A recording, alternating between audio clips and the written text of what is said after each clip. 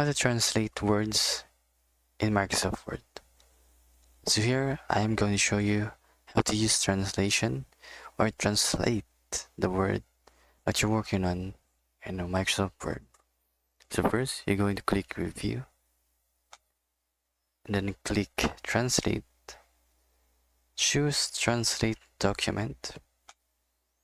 In here you can see from auto detect to English. You can click English, and here you can scroll down and choose whatever language you want to translate it. So for example, we want to translate it with Japanese. So click Translate. Switch to translate it into Japanese. So here it's going to change it to English. Oh, I'm sorry, Japanese. So editing browser full editing features, you can exit this. So this is a new document file. So if you edit, Revert to save a copy of this translated document for you to edit, okay? So here,